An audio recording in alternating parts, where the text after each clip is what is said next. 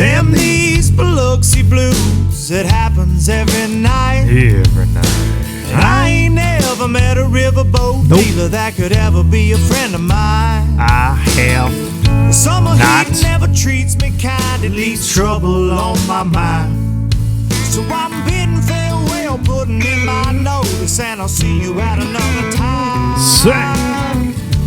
This highway does not know my name, and I don't care. No, I don't care. Not even kind of. Headed my way for another place, and I got 3 good tires and a spare. Just a white line gypsy getting out of Mississippi with just enough gas to get there. Budget live, the not so live variety from the Low Budget Live Bar and Grill in beautiful southern Middle Tennessee. And this is the podcast for Monday, October 23rd, 2023. And I hope all you low lifers are doing well out there in low lifer land. And if I sound like a frog, y'all know how I get. I'll be losing that voice every now and then. And I was, I don't even want to say this, but I've talked on the phone all week, as you can imagine. Did some traveling.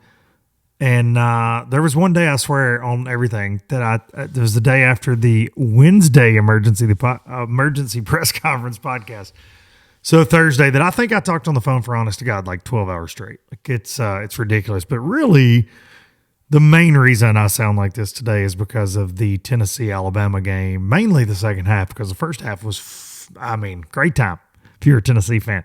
Second half was typical Tennessee football. So still go Big Orange, but that one was an ugly one. And I was doing some screaming. I was doing some drinking. Okay, I was doing some drinking. I was doing some screaming, but I am hoarse. I'm very hoarse. But thanks to everybody that watched that special edition Wednesday emergency news broadcast, complete with poster board. There's no poster board today. It's still scattered on the floor. I haven't been home to pick it up at all. I gotta tell a funny story. I was telling somebody, forget who, dude. Again, I've talked to so many freaking people this week, and got caught up with a lot of good friends and made some new friends and in this fishing world this week. But interestingly enough, so I had that idea for the poster board, which was just dumb, and my math was terrible. I apologize. It's actually 35 anglers that are getting cut from the Bass Pro Tour. I know. I went to county school, blaming on my redneck education. So I was sitting at the kitchen table, and I was kind of like having an internal debate on whether or not to do a show. And I did have some stuff going on that day, and I was like, work-wise, man, I don't know. But I didn't want to wait till this episode, really, because there's just so much going on. So I decided to send it. But I had the idea because I was like, this has been so confusing. And basically, a majority of the comments I was getting and DMs were like, what the hell's going on? Which I said on the Wednesday show. And so I decided, you know what? I'm going to break it down from a fundamental standpoint from everybody on poster board. I wanted to do a cork board. I had all kind of ideas, but I ended up, went to Walmart, which I hate. And I wanted to get an easel. So it just wasn't so crazy to set them on. Couldn't find an easel. Ended up buying a poster board. But the funny part about all this, and I can't even remember, maybe it was Todd Castledine. I can't remember who I was talking to about this. But I got to self-checkout because nobody, they got 37 registers. Nobody works there anymore, right? Walmart. And I'm like, I wanted 5 pieces of poster board. Why that was the number, I don't know. But I'm like, beep, beep, beep. Scanning my stuff, 44 cents, right? 44 cents. Super low budget presentation. And this lady who's apparently the protector of the self-check. Now, look, I see people checking out that I know they ain't checking out everything they get. You know what I mean? Like, they don't properly train us as employees. So I know everybody's like, boop.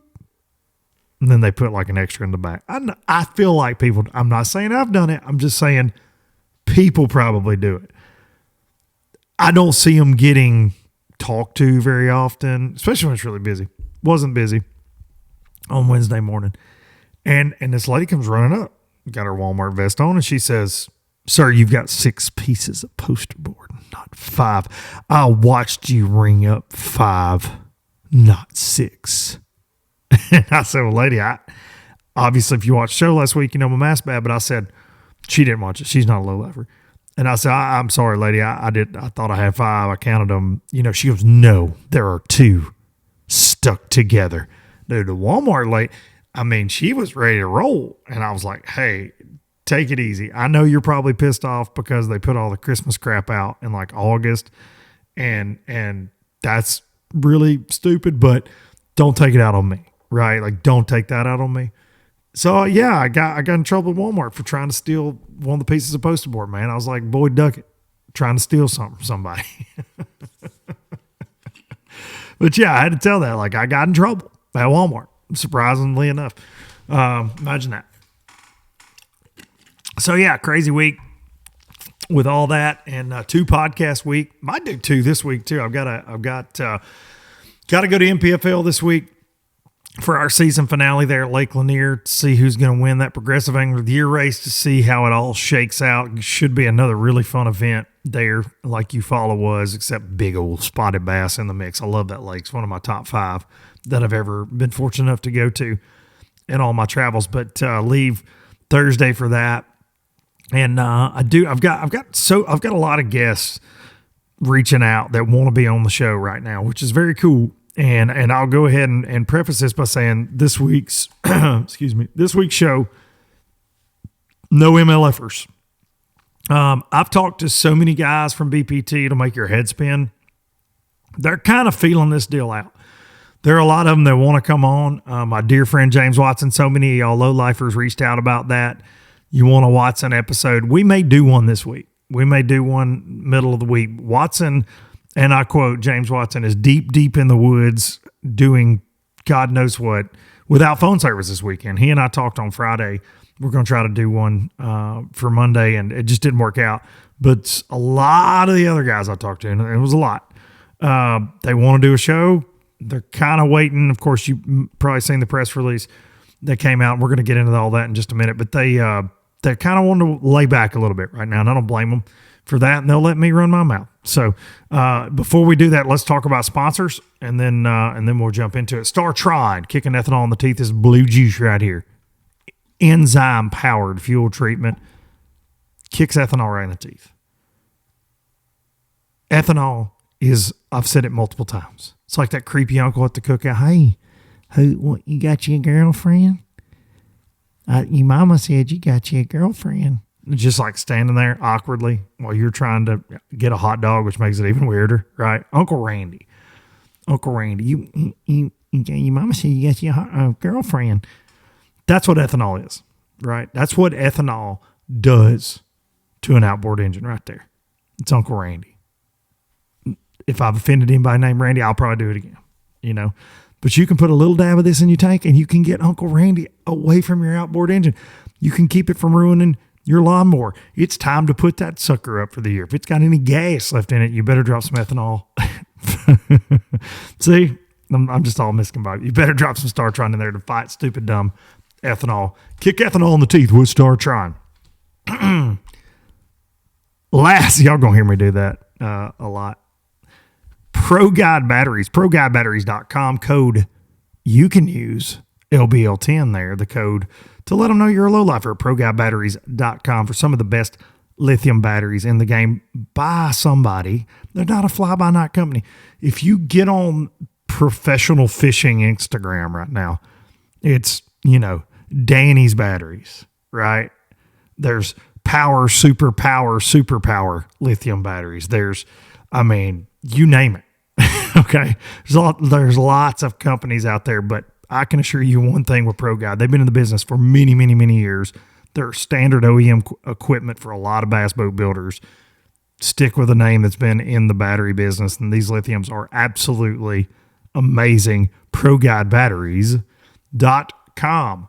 Another one of them websites you can get on and let them know you're a lowlifer. Baitworks.com. Bait-wrx.com. Bait-works.com is where you can get the little old LOB jig, the Power Finesse jig. Actually fished this morning for a little bit and caught some on the old LOB with the boys. LOB Power Finesse Jig, custom trocar hook in that bad boy, finer than frog hair skirt. Designed really for this time of year. Some of these fall fronts you get just make fishing kind of Hit them with that LOB. Comes in 7 amazing fish catching colors at bait-works.com. But they have a wide array of swim baits, top waters, square bills. This time of year, lots of things going on. Pattern wise, depending on where you're at, Bait-Works has what you need. Bait-works.com. Duncan-10 saves you money, lets them know you are a lowlifer. And last but not least, hang the imaginary banner. Express Boats, Hot Springs, Arkansas. I got to visit with the wonderful people at Express Boats this week in Hot Springs, Arkansas. Had to take the X21 out there for a little TLC, and spent some time with some of my favorite people in this daggum world out there at Express Boats. They've got bay boats. They've got the X21 LE like I'm running, that's bow to stern with that C deck. It's got the best hole shot in the game, pushed by a 250 Yamaha show. They're exclusive with Yamaha across the board, and I think that speaks highly of what Yamaha has done over the years, because a lot of Yamaha-only companies are owned by Yamaha. Express has a choice, and they pick to go exclusive with Yamaha, and I think that's awesome. And they have the Veranda pontoon line there. Just really, to me, I was talking to Mr. Herndon, Roy Herndon of Express Boats, while I was out there, and he said something that was just so, I don't know, man, it just hit me. The economy's crazy right now. Y'all all know that. We're feeling a pinch, and interest rates are crazy. And he was talking about their business, and you know, if you're going to go buy a fiberglass bass boat right now, and there are a lot of fantastic fiberglass bass boat companies out there. I know many of them, and I know the folks that work there. They're fantastic people, a lot like the Express family. But price-wise, you're like looking at 6 figures right now on a lot of those boats. And these times are where, if you're in the market for a new boat, why go glass when you can not give up anything and spend a lot less money? Check out an Express. The X19, the X21 are tournament ready, absolute badass rigs. Express Boats, building excitement since 1966. Also, my Express right now, 2023 will be for sale very soon. It is. I mean, it's for sale right now, but it'll be ready for a new home very, very, very soon. All right, here we go. I got some notes here. So many things. First of all, I want to say congrats to Terry Tucker and Jeremy Green for winning the Alabama Bass Trail Championship and $50,000, dude. That is insane money Miss K and team are giving away there in the ABT. I've said it many, many times. That's not the 100s at Little Train I Fish, but that's the team series. Couple hundred boats or more in each event. They have a North Division, a South Division. They put them all together for that championship. It was on Weiss Lake, Coosa River. Terry Tucker and Jeremy have won everything this fall. I feel like for the last 5-6 weeks, it feels like Smith Lake Bass Fest, which is a big one. If you're in the area, you understand that's a $15,000 check. They just won 50 there. Terry is one of my he's one of my fishing heroes, man. I did battle with him and met him, when I was 16 years old, fishing as a co-angler and some redman stuff. But he's just that guy on the Coosa River, and it's very cool to see him still this many years later from when I first met him, still very dominant with a rod and reel, and he's trouble on the water. But congrats to those guys, man. They and Jeremy's a fantastic angler, obviously, as well. That's his partner there, and they did it, man. $50,000 on Weiss Lake. So shout out to Miss K and team. We've got one more ABT 100, me and Little Trey here in a couple of weeks. Looking forward to mixing it up in an ABT as well coming up here. But I also want to say congrats to Will Davis Jr. Just ridiculous, man. Going back-to-back in that Federation event, Bass Nation Championship. Lake Hartwell goes back-to-back. And dude's having himself a really, really fantastic last 365 days of bass fishing. Will is that's no easy feat there. Of course, he automatically qualifies from winning last year. Fantastic year on the Elite Series, wins an event, going back to the Classic. So crazy stuff right there at the Bass Nation Championship. All right, moving on. Like I said, it's been a week. I have between my thumbs are bleeding from texting and and you know, when you are in the bass fishing media world, I guess, which is, you know, I am, much to actual media's chagrin, because I tend to speak my mind. Man, I've had a lot of people reaching out, and whether it be people that are, sorry to drink right into the mic, people that are wanting to give me details about everything going on, people that are asking what the hell's going on, like industry sponsors that are a part of this debacle. A lot of people. I never heard from really anybody that was like, you're wrong. Your Wednesday's podcast was wrong. I heard from so many folks in the industry. It was like, dude, never change, which makes me laugh, but never change, and appreciate everything you're doing.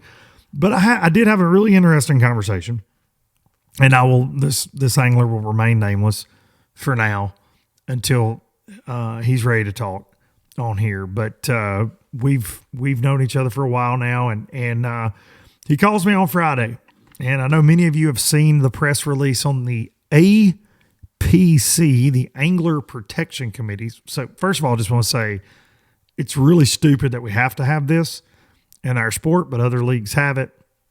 But this is the Angler Protection Committee. And let me read this press release. So I know a lot of you have seen this by now because it did come out, let's see, October 20th, came out on Friday. But Angler Protection Committee, BPT anglers respond to recent MLF Bass Pro Tour changes. This was a press release that was sent out. Riverside, California is where it's out of. We have recently received a proposal outlining plans from the MLF.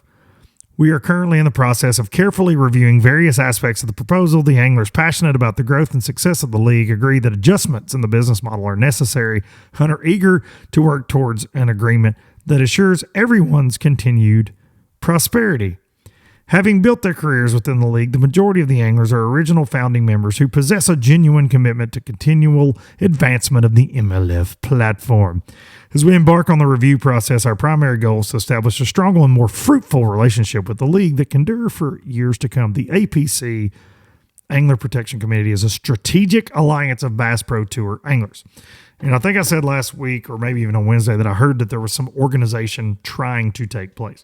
The problem with that in bass fishing typically is, you know, you're not going to get all 80, right? Like that's just, and then that kind of leaves you where this thing is headed anyways, because Boyd doesn't give a about any of this.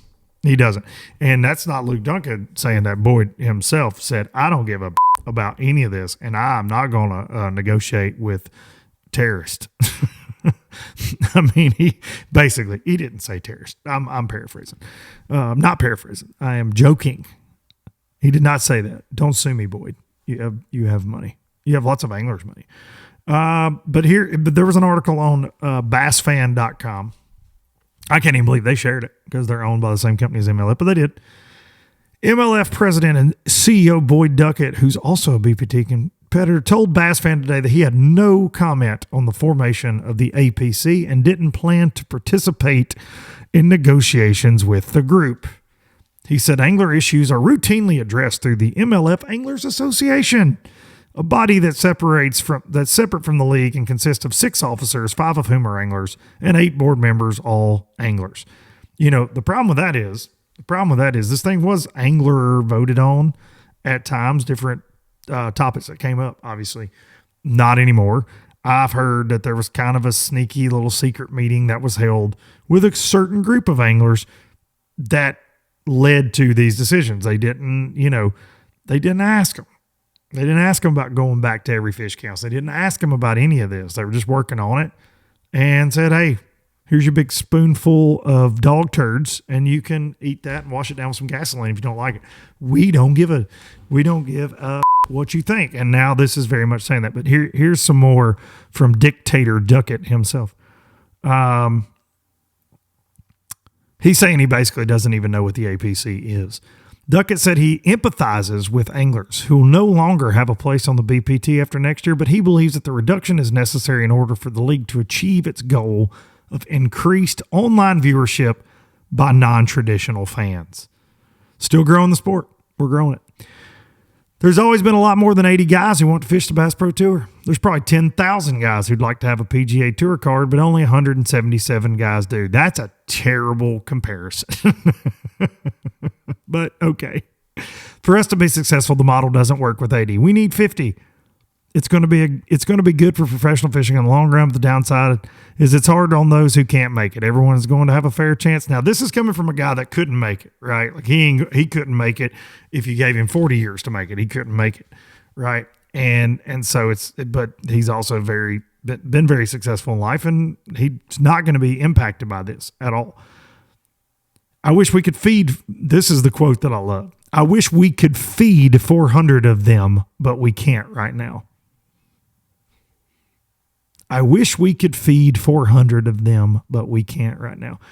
That is some very typical corporate crap that you hear, when folks lose their jobs because of this or that, for others to get fat and happy usually.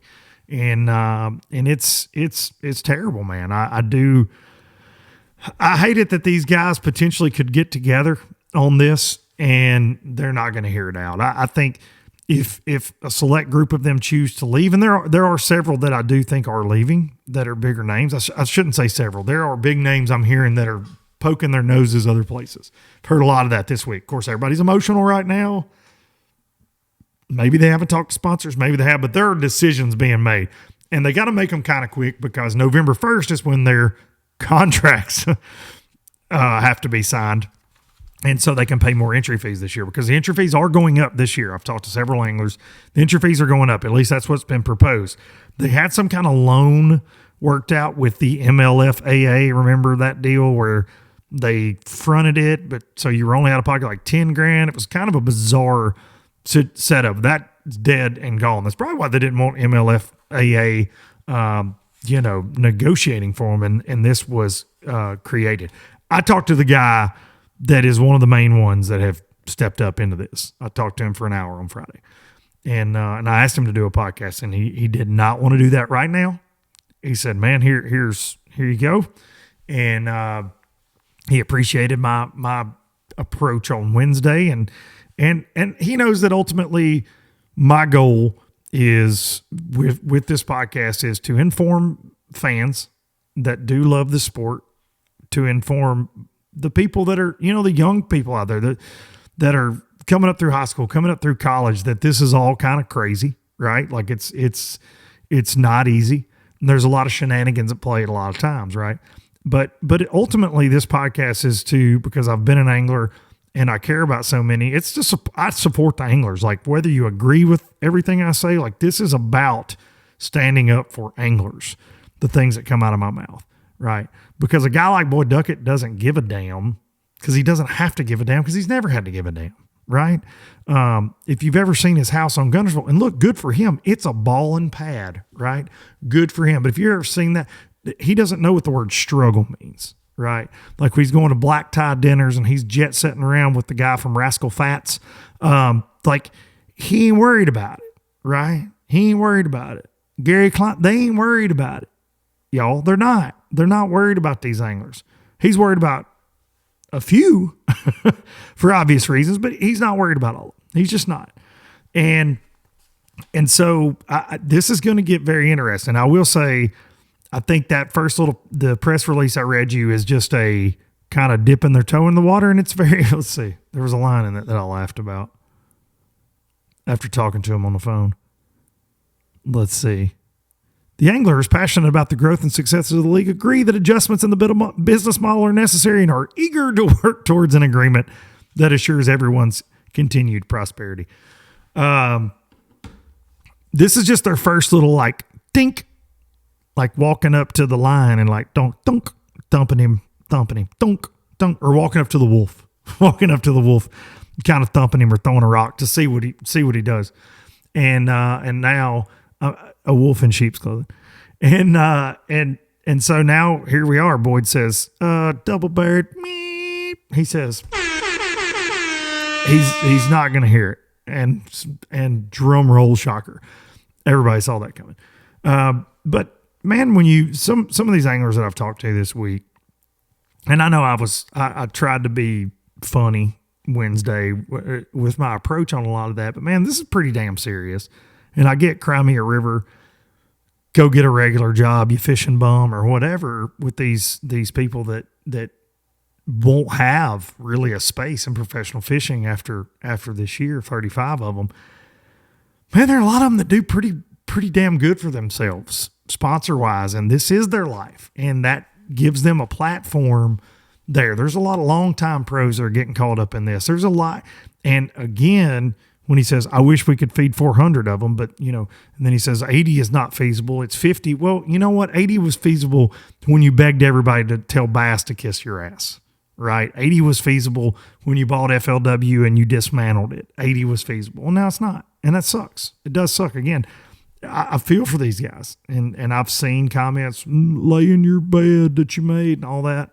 I addressed that Wednesday as well. I can't get into that because now, and I'll tell you, the guy that called me about this APC, and I hope that we get to do a podcast in the next few weeks. I hope we do. He was... And it's funny. He was their biggest flag waving supporter in all that when they left the Elite Series. The biggest. Okay. Hated this guy's guts. The biggest. And now he's like, Boyd Duckett is the biggest I've ever seen. And he's a snake. And, look, man, it was bound to happen. It was bound to happen. But here we are. Something else that was brought up too, again, contracts November 1st. I got so many notes. But this was something else I didn't realize, and I don't think they've publicized this.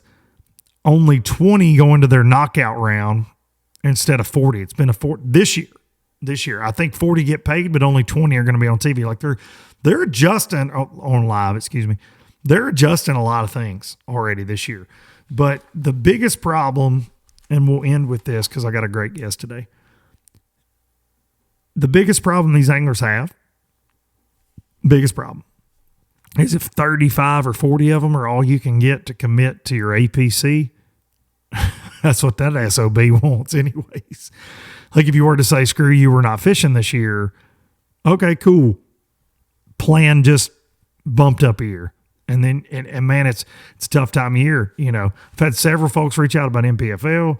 I know the Bass Opens are getting a look, but man, it's that tour level, that BPT level, love it or hate it, is still a lot of coverage, not a lot of boats. And when you're doing it for a living to be able to promote your sponsors, it's hard to make a decision to go from that to something else. It just is. And that's why they've handcuffed so many of these guys, even when they were unhappy for the last few years.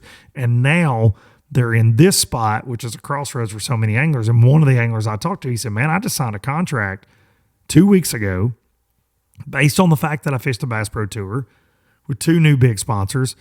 I've got a family. If I tell them I'm not fishing that level, they'll probably take this away from me, and that's where Boyd knows he's got these guys. Period. End of story. For at least this year. And I just think, man, this is going to be like, I can't put enough emphasis on the drama that could come from this headed into the next season before that first event at Toledo Bend, and how tense those are going to be. Boy, I mean, I wouldn't want to be that son of a gun. I wouldn't show my face around them. Not without some damn bodyguards. He better get that old boy from Rascal Flats. Like stand next to him or in between him and some of these boys. You better, big dog, because the natives are restless. All right. We're going to talk to a young man that I'm a huge fan of. I met him after he made the Classic through the college bracket a few years ago. Visited with him multiple times during the Opens. He's been a dude he's been after it. He's been after it for a very long time over there in those Opens. And finally, this year, he's been first guy out a couple times, narrowly missed it. Very consistent angler. He has won 170 grand, give or take, in those opens. In fishing, he's gotten checks in almost half the events he's ever fished, but he finished second to JT Tompkins in the EQ points this year. And I want to try to do a spotlight on most of these guys because they deserve the love. They fought through the gauntlet of the opens, 9 events to get to where they're at. And this guy did it almost as good as anybody else did it other than JT Tompkins. Ladies and gentlemen, from Union City, Tennessee, John Garrett. All right, as promised, here he is, number 2 in those Bassmaster EQ standings, but he will gladly take number 2 any day of the week because it gets him a ride to the Bassmaster Elite Series. John Garrett, welcome to Low Budget Live. Yeah, thanks, Luke. Good to be back. Yeah. I've done some in the past, but never really on a good note. So it's kind of nice to change things around a little bit. Man, I was thinking about that. I was making my notes earlier for this episode, and your stat lines, man, you've gotten checks in almost half the events you fished, which is a feat in itself. You've got several top 10s. You've got some seconds, you got some thirds, but that win has eluded you, and you started this. But I know. Yeah. The last time we talked, man, you lost on a technicality. It's in the rules. I don't necessarily agree with the punishment fitting the crime, but cost you out there on the old Arkansas River.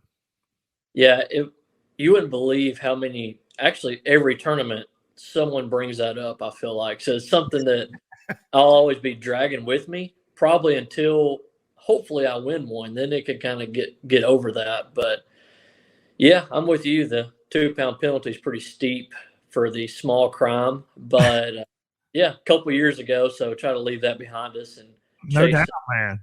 Chase a blue trophy instead of a black trophy now. That's what I said in the intro. I'm like, this guy, I do feel like this, man, out of the group. And I mean, no disrespect to anybody that qualified because it's so unbelievably hard, especially with the format this year going, over 9 events. But you were a guy that I said to many people headed into this EQ, kind of rebirth, right? Like, hey, this is the new qualifying format. I said, you better watch Garrett because he's going to be in there because you were doing that anyways, right? This wasn't new to you. And man, you absolutely crushed it all year. Felt like if I had to scroll past like 30th, your name was always going to be up there, man. And that is it. I just don't think people realize the difficulty of those opens. And man, how many years total did you compete in the opens? I fished a half season in 2017. I won the College Classic bracket. Mm-hmm. And if you win that, you basically have to fish the open. So I fished about half of them, started bombing my classes. And I was only doing okay in the tournaments. So I was like, all right, I've got to graduate. So I finished out that school year. And 2018, I did not fish, or 2019, whenever the MLF Bassmaster swap happened, whatever year that was. That was, 19. Yeah. 19. Yep. So I fished 18, did not fish 19. They took like 40 guys. And so I fished a full 18 and then a full 20, a full 21, and now a full 23. So 4 full years of the opens. Okay. Amazing, man. And I think just the wear and tear on your body, your equipment, your mental state at times, because you've been very close multiple times. And this year, though, you said, you know what? Right out of the rip at the first one, you're like all gas, no brakes. And dude, you never had a bad spot. Was there ever a moment through those 9 where you thought, oh boy, this is the one where I kind of crash? Because if you have a bad one, you just automatically drop out of that top 9, I feel like, right? I mean, that's fair to say. Like, it's so freaking competitive.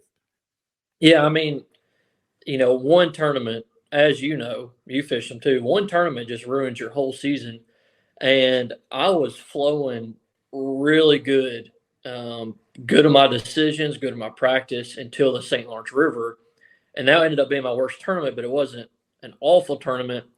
And I went in practicing there different than I had all year. Every tournament this year, I went first day of practice, how do I get bites?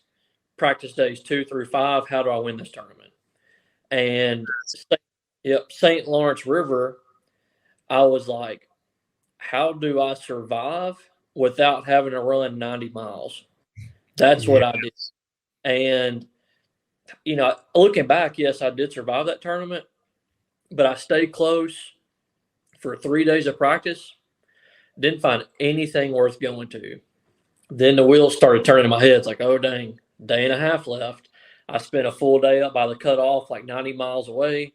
Then I spent another half day, kind of that midsection where it opens up around Alex Bay.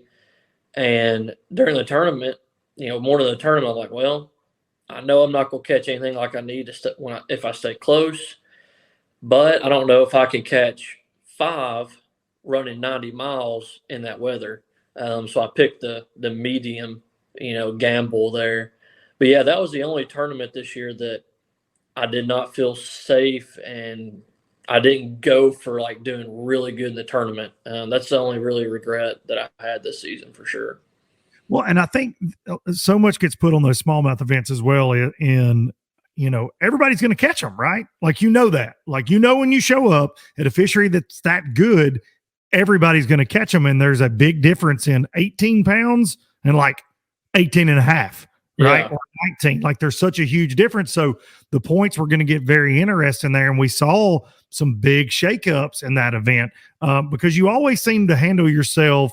And the guys, and you'll see this, the guys that are always consistent, whether it's Elite Series, BPT, whatever, in the tougher events, they seem to excel, right? Because that momentum train's going and they figure it out. They figure out how to survive. But when you throw everybody on one of the best fisheries in the world, everybody's going to catch them. And you just got to figure out how to catch those better than average, or like you said, survive. Because, dude, if you mechanical issues, I would understand where you would not want to go, I'm not going 90 miles this far in the season one way. If I blow a power head, something crazy happens. I know you got great equipment, but something crazy happens, you're done right then. It happens every tournament, but every time we go to a fishery like that, I mean, I heard of 4 or 5 guys blowing motors in that tournament that haven't had an issue all year. And it just kind of like, it's scary to think about when you have not only your season on the line, but kind of the past 4 seasons that I've had. It's like, okay, I got this stuff going. Like, I want to do good. I want to catch them, but I don't want to tear my stuff up either. No, I completely understand, man. It's such a gamble, and you do want to try to win to get back to the classic. I get that, but when you're in the position you were in, it's completely understandable. Do you think, because there's a lot of hype around it, do you think this is the strongest rookie class? I said this about last year's class too, to be fair, and some did very well. Obviously, Joey Fuentes winning too, Will Davis, so many guys really mix it up this year. But do you think this is the strongest rookie class headed to the elites that we've seen in a while, maybe ever? We'll find out next year for sure. But this year on the water, the season lined up for a particular style of fishing. It was a strictly offshore tournament season. I mean, every single tournament I was able to catch them offshore, and so was that top 9 or 10 of the points. And when I look at that, the people that made it, they're offshore fishermen, every single one of them. And that correlated with our schedule. And I mean, next year, the elite schedule, mostly offshore fishing, but on a traditional elite series season, you see 2 or 3 or 4 sight fishing tournaments, come through April and May. So it may not translate in the long run, but I'll say this: the offshore tournaments that we have going forward, the guys that made it this year, they're going to be pretty tough to handle. I will say that. Well, just from watching and keeping up and knowing so many of y'all that made it, I mean, your strengths are definitely electronics and offshore. And you're a Tennessee River guy, man. This is what you were born and bred to be, an offshore guy. You're a Kentucky Lake kid. You've got to be able to catch them offshore. But you are more, I won't even put you in the category like some of these guys, though. And I don't want to get into the live scope stuff. Everybody comments, these guys would never make it without live scope. And you know what? We'll never know. It's like LeBron versus Jordan, right?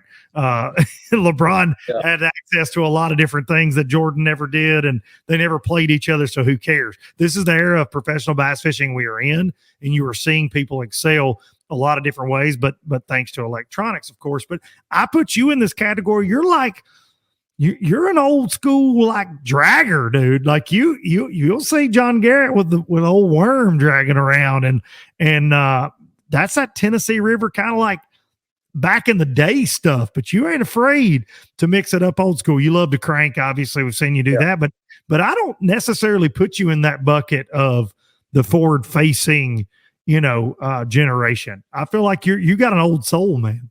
Yeah, I guess that's a compliment nowadays. Yeah, for sure, 1,000,000%. No, that's absolutely a compliment, man, because I think it makes you more versatile.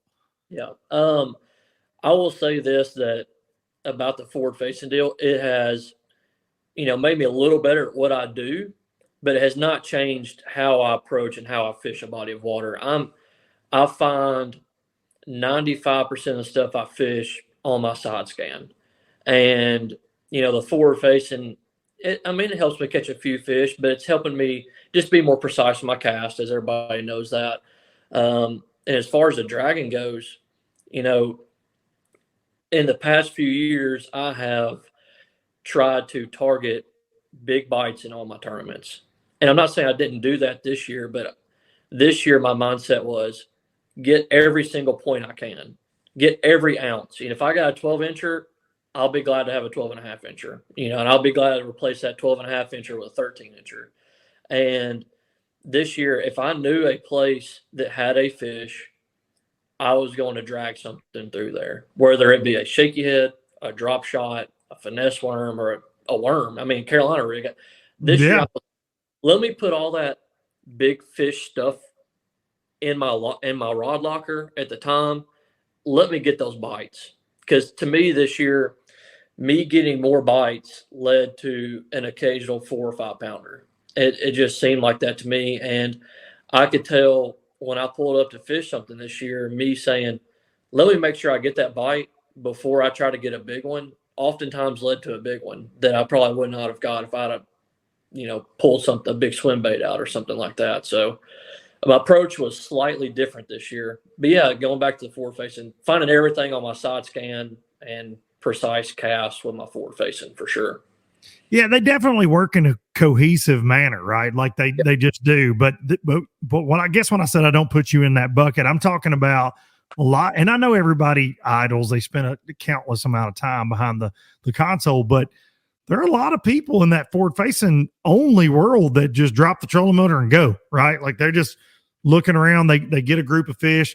They find particular cover, but that's all they rely on. And I guess that's what I meant. Going back to that statement is you really growing up on the Tennessee River, even though you're a lot younger than I am, we never had that. So it's a lot of learning about why bass are where they are. And I know you're very good at that from a paper map standpoint. You know what I mean? Like that old school, I feel like you learned growing up on Kentucky Lake, man, you have to excel at offshore. And I'm not necessarily talking about deep water. I'm just talking about off the bank because of the way our fisheries set up, and you put that hand in hand with forward facing. It's pretty daggum dangerous, obviously. But I love that so much, that approach on getting bites, because I think so many times I hate the cliches that people say, swinging for the fences tomorrow. Yeah. Okay. I get it. I get why they say it or why they feel like they're going to, but I feel like being around fish is obviously huge. And when you find something that fish are biting, you will end up getting a good bite or two in that day if you find. And I think something that you would probably agree with as well is finding numbers of fish is a big deal, right? Like, that's huge. Yeah, for sure. And, we went to a lot of new places this year, and there is so much dead water in the best fisheries. So much dead water in the best fisheries. People say this about Florida, like 95% of the fish live in 5% of the water. For sure. It may not be that true to everywhere else, but it does correlate to an 80-20 or a 70-30%. And it felt like this year, me getting out of those dead areas And if I went somewhere and got a couple bites, I'm like, okay, there's some fish here. Let me break this down a little bit further. So it seemed like if I got into an area, a pocket, or a mile section with fish this year, instead of hitting all just a few high percentage places in that area, I was looking for every stump, every rock, every stick off the bank. Because like once you got around them, there's a lot more fish there than you actually think is there. So that was something I did a lot different this year too. Is if I got in a good area, really picked it apart for what it was worth. And that probably helps in those opens as well because the field size, right? Like because if you get to running around once the derby starts going, there are people, and this just speaking from experience, there are people sitting everywhere. Sometimes 2 and 3 and 4 people sitting everywhere. So I think that's so smart to approach it like, hey, I'm going to take this area right here, draw a circle around it. I'm going to find everything I can right here. Yeah. Yeah. And that almost every tournament this year, that's the way I did fairly well. I would fish the whole lake in a day, and okay, hey, I got areas in this creek. Let me spend my time over there. And like I said, every stump or stick or whatever, you'll be amazed at how many residential fish are out there. Not just on a bank, on a bluegill bed, but one fish living on a stump for weeks at a time, one fish living on a stick or a rock or something like that. And if you can find enough of those, and you can end up with five fish a day. That's something I did a lot this year, whether they were garden fry or just living on something just off the bank. Basically catching residential fish with those dragging baits. Make sure I get that bite before I make that fish smart. That's such a cool approach. And man, if I'm fishing the opens next year, I got a notebook listening to this, you know, I need to take notes because John Garrett kind of figured it out. He's always been a bass catcher, but he put it together for 9 events. So looking forward to the Elite Series, looking at 2024, 2.5 days of practice, call it, right, for the most part, on a lot of these bodies of water instead of 5 this year. How will you change your mindset, or will you have to? Is it just going to be kind of the same deal of, because obviously making the Classic's a big deal. If you get an opportunity to win, of course you want to seize that moment. But for you, is it almost like, you know, our favorite football team, the Tennessee Volunteers that got beat by Alabama. I feel like when they started that game in Tuscaloosa, they came out firing, but it's like, let's do some things to get our quarterback comfortable. Is that how you're going to approach the Elite Series, the big game? Is it like, all right, let me start with some little short passes here just to get my confidence up. Let's get some bites. Or is it, hey, I'm coming out swinging? How will you approach that first practice of the Elite Series? I'm probably going to do, a version of the same thing. Is I want to stick to with the way that I like to fish. Doing that offshore deal, whether I'm finding a school of fish or, capitalizing on residential individual fish. But it's going to be tough, transitioning from, 5 days of practice, what I've been doing for 4 years now, because that gives you so much time to find a stump on the middle of a flat. I may spend 3 hours idling to find that stump that produced a few fish to the tournament. Don't know if that's going to be able to be the same case going forward, especially since I'm probably not going to pre-practice those places. Hopefully cover the lake, find productive water, just kind of sample through practice, and then get in that area in a tournament that I like the most, then maybe expand through the tournament day. Because with 5 days of practice, we're able to fish most of the lake, because you can fish a lot of water in 5 days. But when you cut that practice in half, your time is pretty crunched. So I think a big thing for me transitioning on practice next year is going to be move a lot. Don't spend a lot of time in an area. Maybe after day and a half, 2 days, if I find an area that I like, maybe then go back and break it down a little more. But I think what a lot of those guys do, and what I'm probably going to do, is break down the water, get an area that I like, and break it down even further in the tournament, like a specific area instead of the entire lake. So sample the lake and break that water down during the tournament, which I haven't done to that extent yet. I've had to do it some days this year, but yeah, transition for all of us, I would say. No doubt. Entire field, yeah. Well, and some of these guys that made it, John, they've spent weeks and weeks and weeks pre-fishing before this year's change, at certain bodies of water. And if you can do it, then by George, do it. But like you're saying, you're not going to be able to find every single stick and stump. You are going to have to expand. And how many times, though, do you watch Bassmaster Live and at the end, the guy's like, man, I had a terrible practice and it all came together during the tournament, because 2.5 days is nothing. 3 days is nothing really on some of the immense bodies of water that they go to. And the time of year that they fish a lot, the spring time frame, things change by the hour sometimes as well. So I do think it's very smart to approach it like you're going to. Do you have, out of the schedule, do you have one circled? I mean, obviously everybody's going to be like Tennessee River, Wheeler. You're probably going to be pretty excited about that one in June. You've had success there before, but is there a tournament that you're really looking forward to?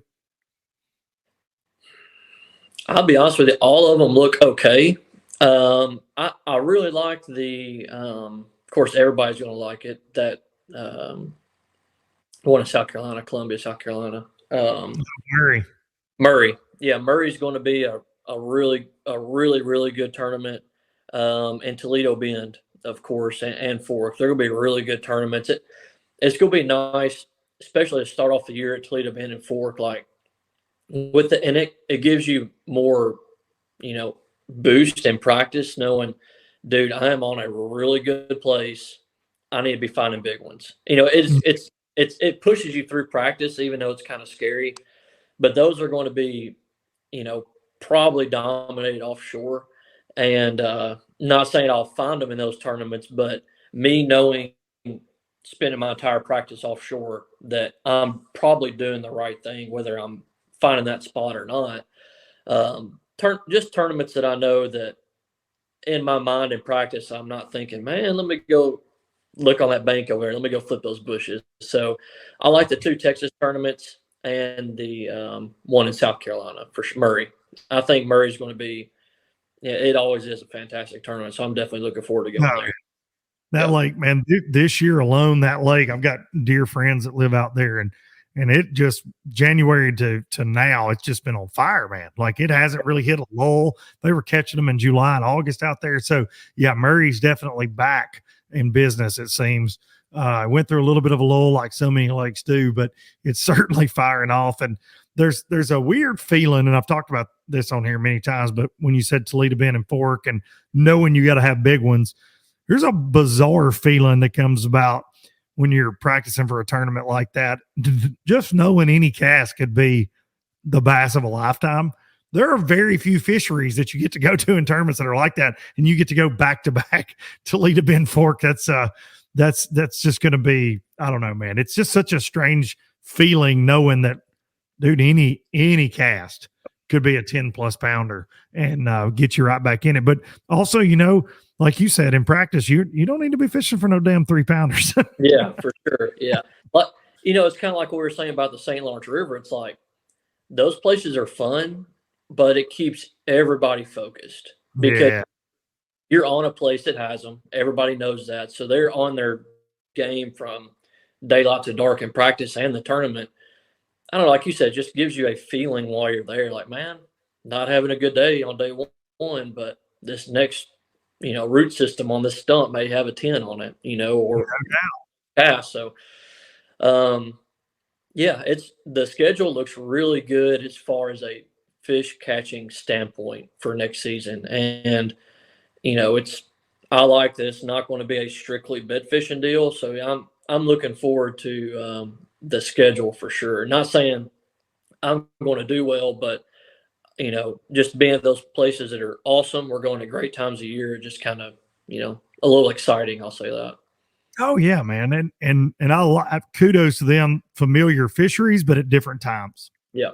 as far as when they're typically on that Elite Series schedule. I was talking to Matt Airy a couple days ago about that very thing. It's a lot of the same venues, obviously, which fans like to gripe about, but different time of year, man. I've kind of got that Toledo Bend one circled as far as just the most intriguing of the year. I think that one could be, some big time fireworks there, man. That place kicks them out, as we all know, and I think weather permitting, too, it gets ugly and angry at times, but that was going to be a big fish derby, to say the very least. I feel like over the last couple of years, any qualifiers for the elites I have on here, I like this question just because I think it's important.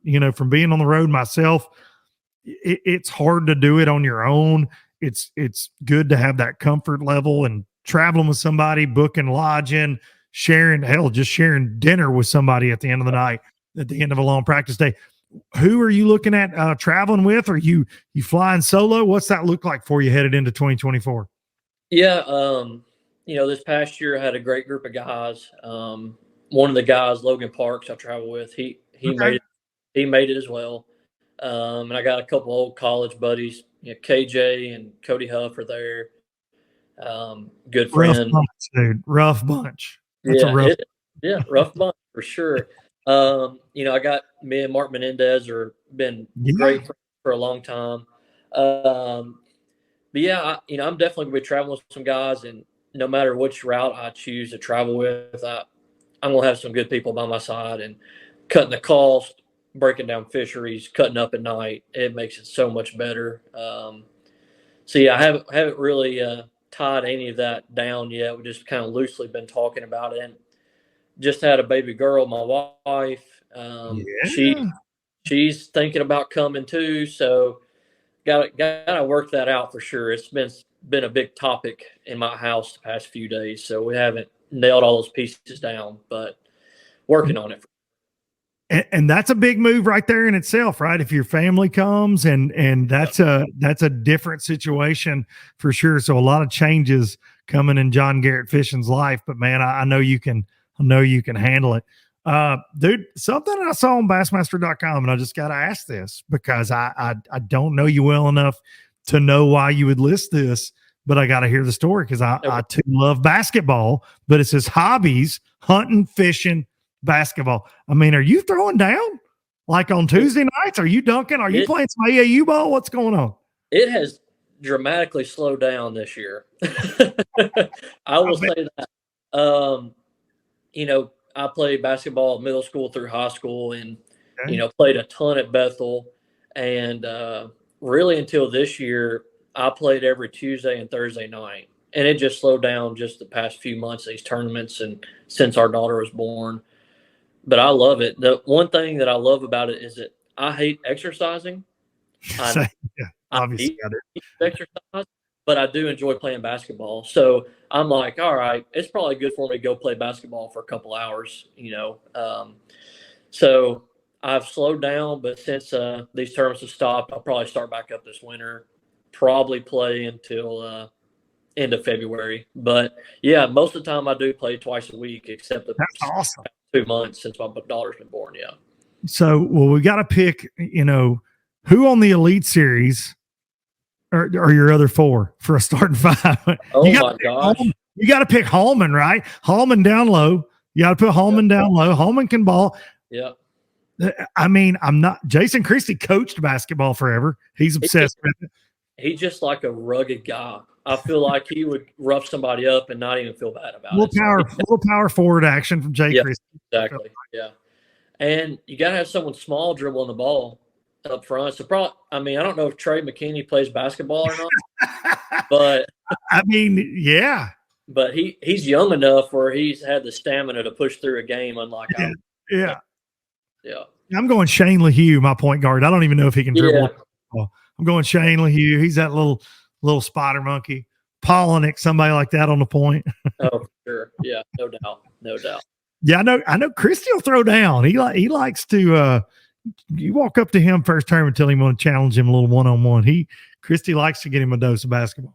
Yeah, I know for sure that Cody and KJ will not play basketball because after we get done with our classes at Bethel, I could never coax them into playing. Never. They were going to the lake. I was trying to recruit guys to play basketball. They were going.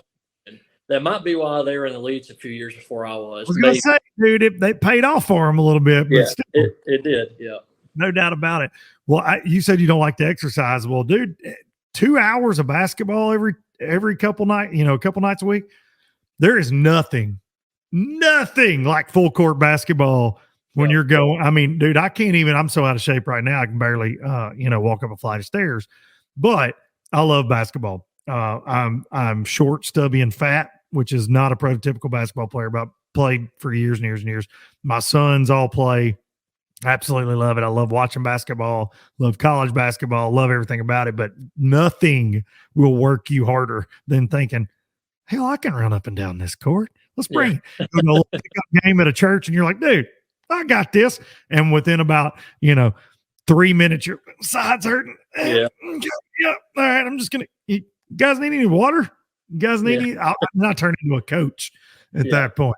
Trust me. But I saw that and I was like, I wonder how much he plays. My wife had zero issues with me playing basketball until this year. Because this year I came home, I was half dead, my back hurt. The next morning I was sore. She's like, John, your basketball days might be getting close to over. I'm like, oh no, I'm good. Next day I'm like, she might be right. Yeah. You got the icy hot out, popping some leaves, just to get out of bed. Yeah. I can only imagine what I would be like right now. Now listen, I've got my 16-year-old, he plays for high school here, and he's always like, come on, old man. Like he wants a dose in the driveway. And up until this year, I could hang, but he shot up about 4 inches. Now he's bigger than dad, and he'll throw you around. He's pretty good. I'm like, I'm good. I'm good on all that. Dad's gonna blow his knee out down here in the driveway. It's gonna happen for sure. Well, dude, if you listen, for social media content wise, everybody wants content these days. Load them up, man. Make them go play with you. I want to see Cody Huff put the live scope away, shooting a jumper. Come on, Huff. I'm challenging you right now. I love me some Cody Huff. That's a guy much like yourself that I feel like is going to be around in this sport. We're going to do a lot of these interviews with you boys for a long time to come, man. I interviewed Cody right after he won Toledo Bend in college the first time, and he just a lot like yourself, wise beyond his years, veteran, even though you guys haven't been around that long technically in the sport. And man, he just talking to him that first time, I was like, this guy's going to be a problem for years to come. And he's it's coming true. Obviously he's something else. Yeah. I'm going to call Cody out on something because right now the fishing world is wrapped around the forward facing stink. I feel like he calls that at the Toledo Bend tournaments. When we were in college, before that happened, he got one on his boat. And he was like, dude, John, this thing is legit. Like, this is awesome. And I'm like, dude, catch a crappie with it. That's about it. I just literally shrugged it off at the side. Like, Cody's blowing smoke. Well, the first term of the year went to Toledo Bend, wrecked him. He stayed another week, won a Costa. And ever since then, you're starting to see those transducers on everybody's trolling motor. Like, didn't hear about it really. And, I'm going to blame Cody for the forward facing stink. I'm going to say that all the drama around fishing is because of Cody Huff. Dude, you're not wrong. Back on because I've said, hey, it was introduced in 2018. Why the big deal now? And really it started getting noticed. I mean, a lot of guys obviously on the elites and the major tours were using it before then, but Cody, those two events, I do thinking back on that. You're right, man. Like those were monumental. I feel like. Yeah, they were. And as big and as college fishing is and as was when we were there, the guys that were there and how everybody's in on technology at a younger age and learning about stuff. He was literally probably one of the only ones with that on his boat for a solid half a season. Phew. And then literally as you know now, it's on everybody's boat. And I seen it through college fishing. It's like, Cody's got it. He's won 2 tournaments on it. It must be legit. And then it starts popping up, this boat, that boat, my boat. I was one of the first ones to buy one after he won that tournament, But yeah, no doubt that was, if not the reasoning, the start of the upward climb for the forward facing. For sure. And I bet he sold so many of those to people around Bull Shoals. That's what I always give him crap about. I'm like, dude, do you ever go there and not catch 20 plus pounds when everybody else catches like 14? Because it's just absurd what that kid does out there, man. But you're right. And I remember on the show we did, and I forget what year that was now. I'm old. Turned 40 this year, John. So that's what you got to look forward to. Your mind goes with everything else. But him talking about Clun wanting to lean on him to learn more about forward facing it on the show, and he wasn't saying it in a arrogant way at all. It was like we were just talking about Rick Clun being his mentor and him getting to fish with Clun so much. And then I ended up later that year, I remember reading an article where Clun talked about Cody and this young angler that was inspiring him and that taught him a lot about forward facing. And you're going, man, I'm like, this is wild where all this is headed. And now, it's every Facebook commenter's worst nightmare. They hate it. Everybody hates it because of Cody Huff. So yes, I'm going to make a shirt that says it's Cody's fault. I think for UBL, for the low lifers. I'll have a Sunday send it to you. You start wearing it during the Elite Series events. I will for sure. Fault. Yeah. You know what? I bet he's fine with it. Because even though, and you know this, you especially with side scan and the things that you've had at your fingertips for so long, and being able to, combine that with great map study and things like you have to do, like we mentioned earlier on the Tennessee River, you're ahead of the curve still of a lot of people on that. And Cody, even though everybody's got it, he was seeing what triggered those fish. You know what I'm saying? Like he's still got an advantage. He freaked me out, not to just turn this into the Cody Huff show because we're talking about John Garrett, but he freaked me out so bad at Smith Lake in the Open, and you were in it, the Open down there in the fall. Yeah. And dude, I said, I'm out of my league here. Like this is just changing. This is changing so fast because I put in more work for that event. I'm an hour and 40 from Smith. But just watching him drop the trolling motor and just find him in the abyss, and you're going, and I'm running past, and Cody's the sweetest guy in the world. We talk at the weigh-in. He'd go, yeah, this is what I'm doing.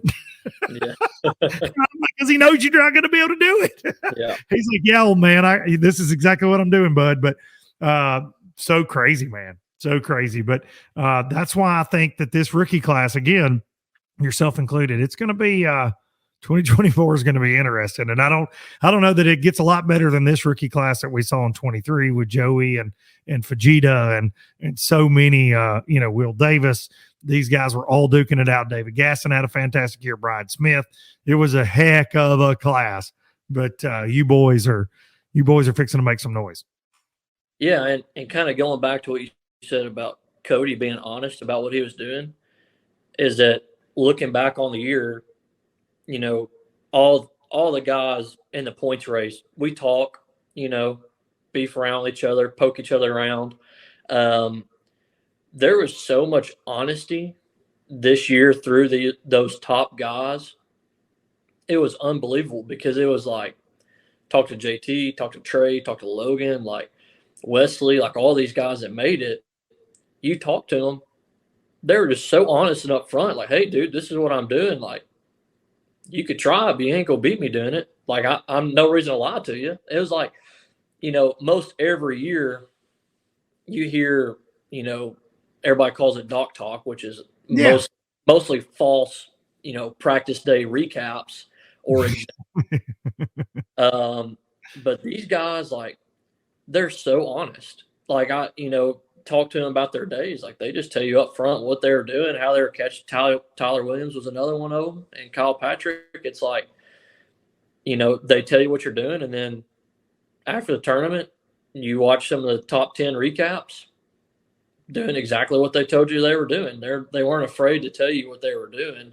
Not necessarily saying they're trying to help you out, but they weren't lying about what they were doing. So I mean, that was kind of honesty.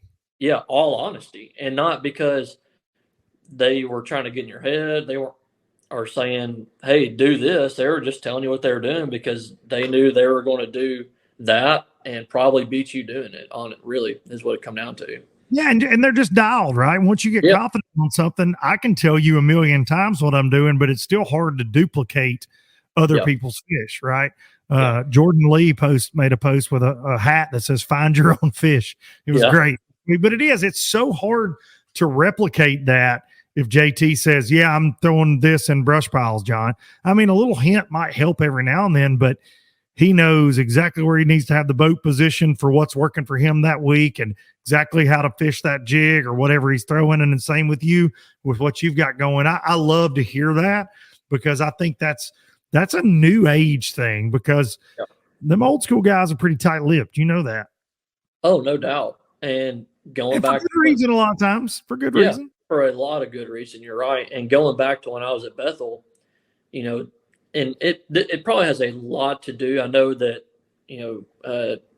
for instance, like Trey and Kyle, like there's a lot of guys that made it that didn't fish college.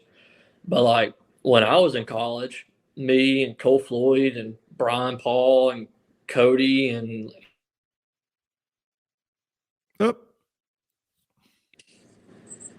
see. Can you hear me? Yeah, I can hear you. I can't see you. But what the heck? Do I need to refresh this? I'm not sure. I think you're good. You mean just keep talking? Yeah, just keep talking, buddy. You're good. We're fixing to wind her up anyways, but you're good. All right. You're just a little icon. I'll put a beautiful picture of you over there for the YouTube. I appreciate it.